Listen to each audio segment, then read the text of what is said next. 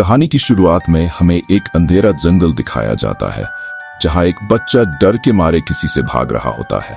Scene cut जाता है और हमें इस जंगल से गुजरने वाली सड़क पर एक लाल रंग की बस दिखाई देती है। थोड़ा आगे बढ़ने पर यह बस एक पेड़ की वजह से बंद हो जाती है, इसलिए यह बस एक अलग रास्ता लेती है। वहां जाने से पहले आगे कुछ खतरा हो सकता है। हमें वहां कुछ कंकाल भी दिखाई देते हैं। आगे बढ़ने पर इस खेत से सभी पेड़ काट दिए गए थे। अचानक चारों तरफ से आवाज आई। बस में बैठा बच्चा भी डर गया और सड़क की तरफ देखने लगा, क्योंकि अचानक ड्राइवर को बस रोकनी पड़ी। वह नीचे उतरा और अपने सामने एक मरा हुआ हिरण देखा।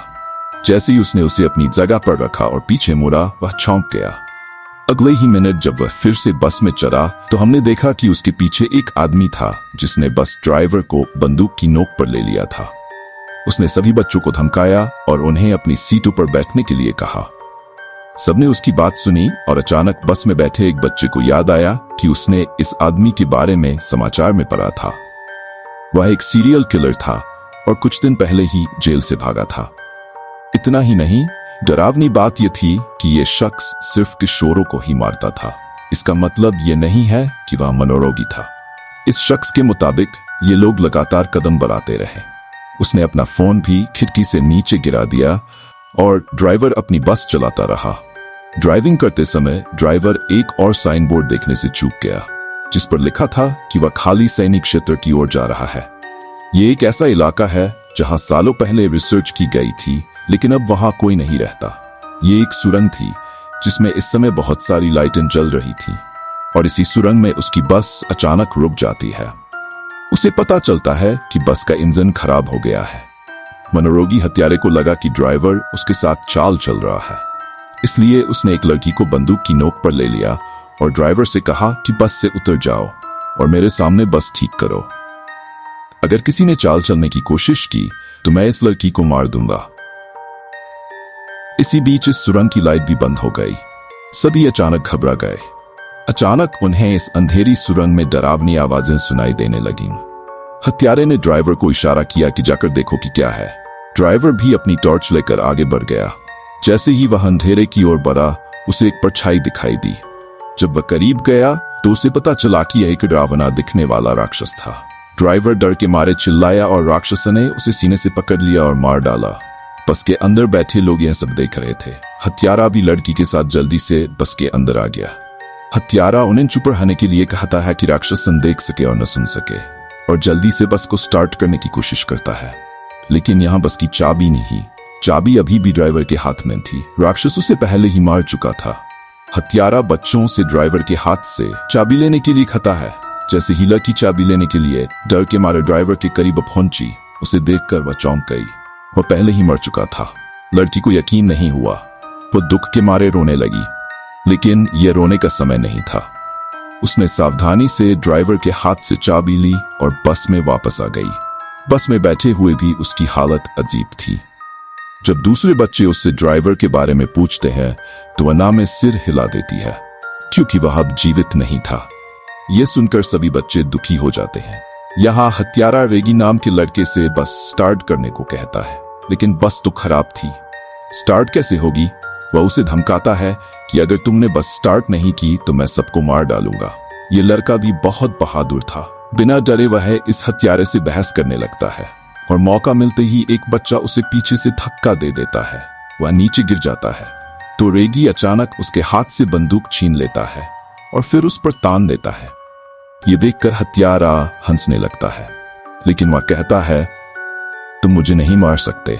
मारने के लिए तुम्हें बहुत हिम्मत चाहिए, जो कि तुम्हें नहीं है। इससे पहले कि यह लड़का कुछ करता, उसे अचानक बस की छत से एक आवाज सुनाई दी। इस आवाज ने सभी को तहस नहस कर दिया और हत्यारे ने उससे फिर से बंदूक छीन ली।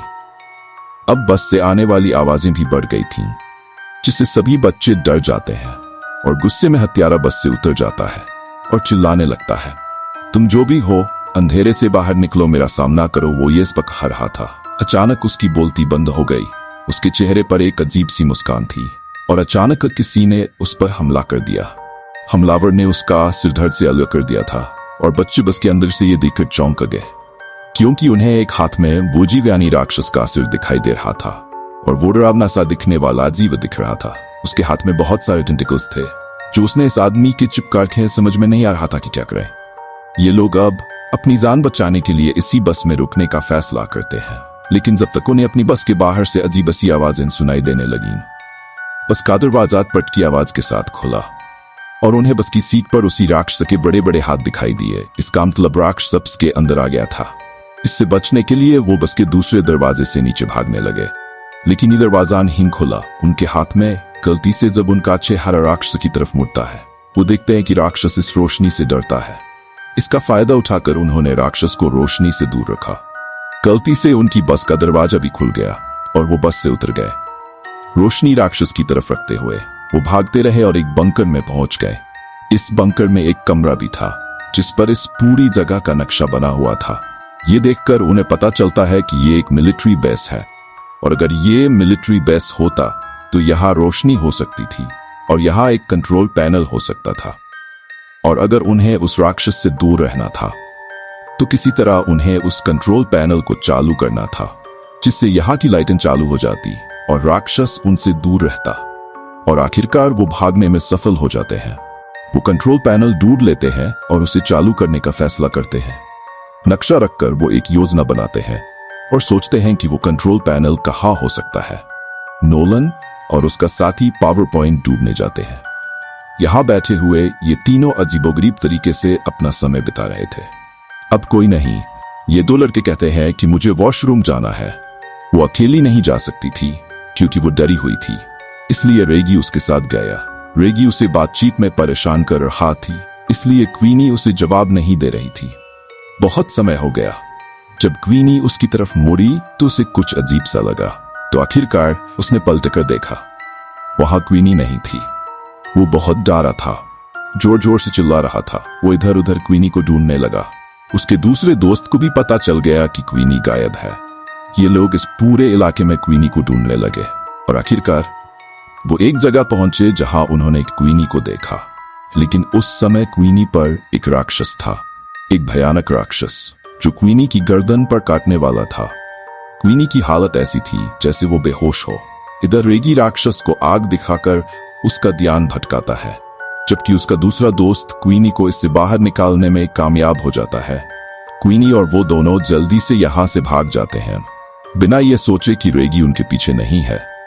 दरअसल मिशेल को इस राक्षस ने लड़की के हाथ से गिरा दिया था और वो पानी में गिर गई और डूब गई, और अब राक्षस उस पर हमला करने वाला था। उसके मुंह से अजीबोगरीब चीजें निकल कर रेगी के चेहरे पर गिरती हैं। वो खून था। क्वीनी और उसके दोस्त आए और जब उन्होंने रेगी को देखा तो वो पागल हो गए।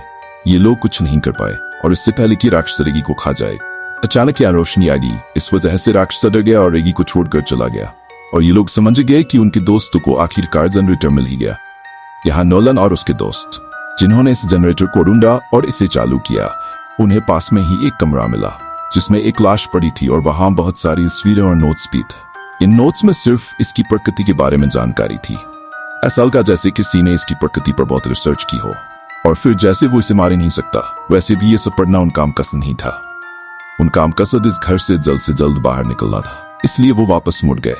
तभी उन्हें दूर से एक अजीब सी परछाई दिखाई देती है। वो दोनों डर गए। उन्होंने अपनी सांस रोक ली क्योंकि आने वाला राक्षस भी हो सकता था, लेकिन पता चला कि वो राक्षस नहीं था। असल में वो तीनों उसके साथ थे। उन्हें देखकर वो खुशी से उनके पास चले गए। ये खुशी बस एक पल के लिए थी, क्योंकि अगले ही पल उन्होंने क्वीनी की गर्दन पर एक निशान देखा। ये एक घाव था, बहुत गहरा घाव जिससे खून निकल रहा था। ऐसा उस राक्षस के काटने की वजह से हुआ।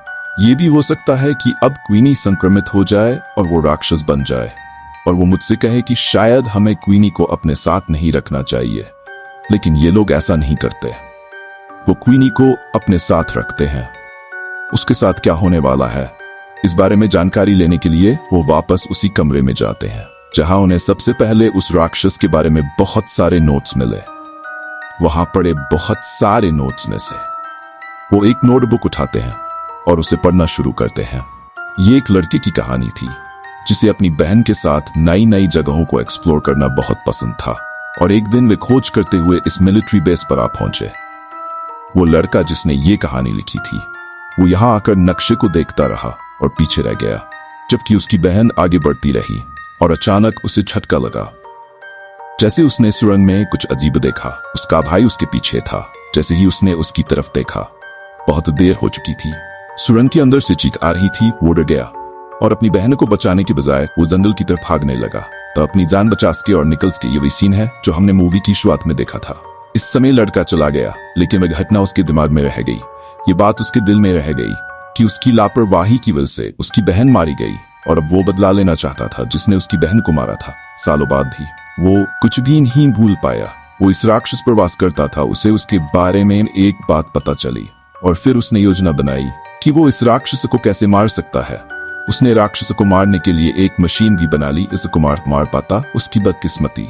इस राक्षस को पता चल गया कि वो यहाँ है और उसे मार डाला। उसके द्वार डाला बंधुआरा बनाए गए नोट से वो ये पता लगा सकते हैं कि वो राक्षस का खून चूसता है। वो उसे मारता रहता है और अब क्वीनी पर बहुत खतरा था। उन्होंने फैसला किया, क्वीनी को बचाना है, क्वीनी को बचाना है। वो लेंगे, वो काम पूरा करेंगे। उस आदमी ने शुरू किया, वो उसकी मशीन पूरी करेंगे और राक्षस को मार देंगे। लेकिन मेरी वजह से कोई भी खुद खतरे में नहीं डालेगा। लेकिन उसके सारे दोस्त अच्छे भुगते हैं, हम सब यहाँ से जिंदा निकल जाएंगे। ये सोचते हुए वो एक दूसरे को मारना शुरू कर देते हैं और फिर वो अपनी योजना पर काम करना शुरू करते हैं। थोड़ी देर की मेहनत के बाद वो मशीन पूरी कर लेते हैं। वो आदमी ने बनाई थी जो अब पूरी तरह से एक काम कर रही थी। ये देखेंगे वो बहुत खुश थे, लेकिन अब मुख्य काम बाकी था, उस राक्षस को लाना इस मशीन के सामने, जिसके लिए वो एक जाल बनाते हैं क्वीनी के खून से इसने कपड़े एक खाली जगह पर, ताकि उसकी बात सुनते हुए उसका प्राणी वहां आ जाए थोड़ी दूरी पर। उन्होंने क्वीनी को भी सेट कर दिया था ताकि राक्षस सही जगह पर आ जाए। और फिर वे प्रकाश चालू करते हैं और उसे मार के अनुसार वह राक्षस उनके सामने भी आया। उसकी बात सुने क्वीनी के कपड़े उठा, लेकिन क्वीनी नहीं, उसे पता था ठीक इसी समय नोलेट को उस ट्रिगर को नीचे करना था। लेकिन दुर्भाग्य से वह ट्रिगर फंस गया और इसलिए राक्षस क्वीनी को ढूंढते हुए उसके पीछे आ गया। वह क्वीनी पर हमला क्यों करेगा। सही समय पर उन्होंने ट्रिगर चालू किया और बहुत सारी रोशनी उस राक्षस पर पड़ी। राक्षस क्वीनी को छोड़ देता है। क्वीनी और उसका दूसरा साथी तेजी से भागते हुए सुरंग से बाहर आता है और यहाँ पेगी का साथी तेजी से भागते हुए राक्षस को चाकू मार देता है पेट में। लेकिन उनका दुर्भाग्य कि इस बार राक्षस को कोई चोट नहीं लगी। अब उनके पास सबसे ही उपाय था कि इन लोगों ने अपनी जान बचाई और यहाँ से भागे। हाथ में मशाल लेकर ये लोग बाहर की तरफ भागे, लेकिन अब राक्षस उनके पीछे था। वो दो लड़कियां सुरंग से बाहर आ गई।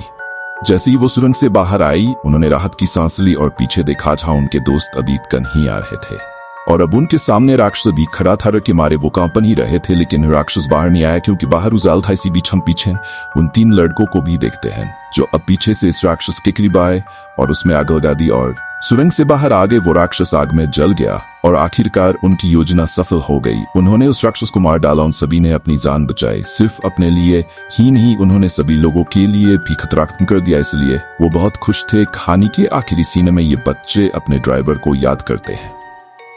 किसने उन्हें एक पहेली बताई कि वो क्या है जो हमें हर मुसीबत से बाहर निकालता है। उस समय उन्हें इस पहेली का उत्तर नहीं पता था, लेकिन अब उन्हें समझ में आ गया कि वो है हिम्मत, जो हमें हर मुसीबत से बाहर निकालती है।